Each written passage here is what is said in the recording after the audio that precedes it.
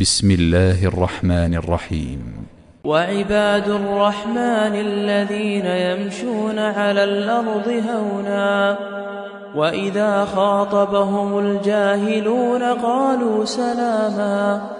والذين يبيتون لربهم سجدا وقياما والذين يقولون ربنا اصرف عنا عذاب جهنم إن عذابها كان غراما إنها ساءت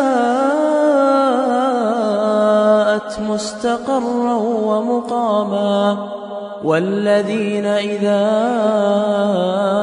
أنفقوا لم يسرفوا ولم يقتروا وكان بين ذلك قواما والذين لا يدعون مع الله إلها آخر ولا يقتلون النفس التي حرم الله إلا بالحق ولا يزنون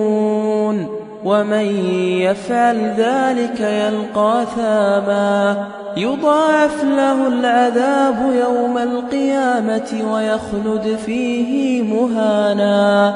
إلا من تاب وآمن وعمل عملا صالحا فأولئك يبدل الله سيئاتهم حسنات وكان الله غفورا رحيما ومن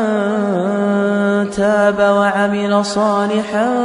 فإنه يتوب إلى الله متابا والذين لا يشهدون الزور وإذا مروا باللغو مروا كراما والذين إذا ذكروا بآيات ربهم لم يخروا عليها صما وعميانا والذين يقولون ربنا هب لنا من أزواجنا وذرياتنا قرة أعين